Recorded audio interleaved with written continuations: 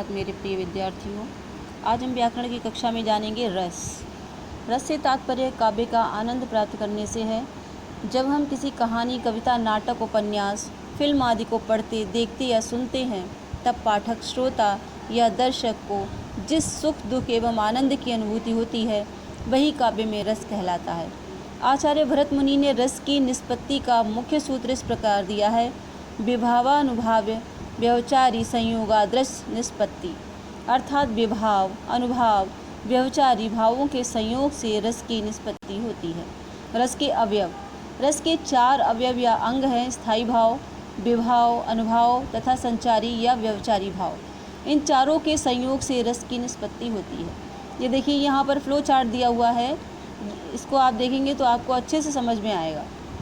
पहला है स्थायी भाव। प्रत्येक मनुष्य के चित्त में प्रेम, दुख, क्रोध, आश्चर्य, उत्साह आदि भाव स्थायी रूप से विद्यमान रहते हैं, उन्हें स्थायी भाव कहते हैं। स्थायी भाव हमारे हृदय में छिपे होते हैं तथा ये अनुकूल वातावरण उपस्थित होने पर स्वयं ही जागृत हो उठते हैं। विभाव। विभाव से अभिप्राय उन वस्तुओं एवं विषयों के वर्णन से है जिनके प्रति सहृदय के मन में किसी प्रकार का भाव या संवेदना जागृत होती है, अर्थात भाव के जो कारण होते हैं उन्हें विभाव कहते हैं। विभाव 2 प्रकार के होते हैं: आलंबन और उद्दीपन। आलंबन विभाव जिन व्यक्तियों या पात्रों के आलंबन कहते हैं सहारे को, तो सहारे से स्थायी भाव उत्पन्न होते हैं, वे आलंबन विभाव कहलाते हैं, जैसे नायक, नायिका। आलंबन के भी 2 प्रकार होते हैं: आश्रय और विषय। आश्रय जिस व्यक्ति के मन में रति, करुणा, शोक आदि विभिन्न भाव उत्पन्न होते हैं, उसे आश्रय आलंब कहते हैं, आश्रय आलंबन।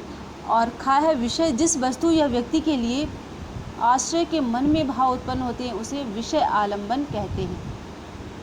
उद्दीपन विभाव आश्रय के मन में उत्पन्न हुए स्थायी भाव को और तीव्र करने वाले विषय की बाहरी चेष्टाओं और बाह्य वातावरण को उद्दीपन विभाव कहते हैं। अनुभाव। अनु का अर्थ है पीछे, अर्थात बाद में। स्थायी भाव के उत्पन्न होने पर उसके बाद जो भाव उत्पन्न होते हैं उन्हें अनुभाव कहा जाता है। अनुभाव 4 प्रकार के होते हैं: सात्विक, कायिक, वाचिक और आहार्य।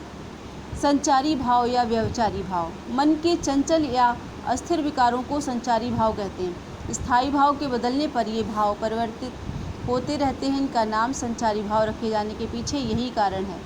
संचारी भाव को व्यवचारी भाव भी कहा जाता है। संचारी भावों की संख्या 33 बताई गई है। इनमें से मुख्य संचारी भाव हैं: शंका, निद्रा, मद, आलस्य, दीनता, चिंता, मोह, स्मृति, धैर्य, लज्जा, चपलता, आवेग, हर्ष, गर्व, विषाद, उत्सुकता, उग्रता, त्रास आदि। अब यहाँ पर देखिए, रस दिए हुए हैं: स्थायी भाव और संचारी भाव। रस है श्रृंगार, स्थायी भाव है रति, स्मृति, हर्ष, मोह आदि। हास्य, हास, हर्ष, चपलता, लज्जा आदि। करुण, शोक, ग्लानि, शंका, चिंता आदि। रौद्र, क्रोध, उग्रता, क्रोध आदि। वीर, उत्साह, आवेग, गर्व आदि। भयानक, भय, डर, शंका, चिंता आदि। बीभत्स, जुगुप्सा, जिसको घृणा भी बोलते हैं। दीनता, निर्वेद, घृणा आदि। अद्भुत, विस्मय, हर्ष, स्मृति, घृणा आदि। शांत, निर्वेद, हर्ष, प्रसन्नता, विस्मय आदि। वात्सल्य, वत्सल, वत्सलता, हर्ष आदि। भक्ति, अनुराग, ईश्वर विषयक रति, हर्ष, गर्व, निर्वेद, औत्सुक्य आदि। रस के भेद। रस के मुख्यतः 9 भेद होते हैं। बाद के आचार्यों ने 2 और भावों को स्थायी भाव की मान्यता देकर रसों की संख्या 11 बताई है। ये रस निम्नलिखित हैं। सबसे पहला है श्रृंगार रस।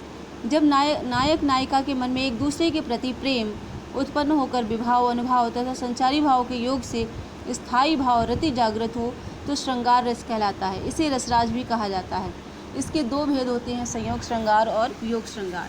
संयोग श्रृंगार, नायक व नायिका का मिलन संयोग श्रृंगार कहलाता है। उदाहरण पर देखिए: तन संकोच मन परम उछाऊ, गूढ़ प्रेम लख परम न काहू, जाय समीप राम छवि देखी, रही जन कुंवरी चित्र अनुरेखी। अगला है वियोग श्रृंगार। जहाँ नायक और नायिका के वियोग का वर्णन हो वहाँ वियोग श्रृंगार होता है। बिरह का जलजात जीवन, बिरह का जलजात, वेदना में जन्म, करुणा में मिला आवास, अश्रु चिंता दिवस इसका, अश्रु गिनती रात, जीवन बिरह का जलजात। करुण रस। जब प्रिय या मनचाही वस्तु के नष्ट होने पर, उसका कोई अनिष्ट होने पर हृदय शोक से भर जाए, तब वहाँ पर करुण रस जागृत होता है। मेरे हृदय के हर्ष, हा अभिमन्यु अब तू है कहाँ। वीर रस, युद्ध अथवा किसी कठिन कार्य को करने के लिए हृदय में निहित उत्साह, स्थायी भाव को जागृत होने के प्रभाव स्वरूप जो भाव उत्पन्न होता है उसे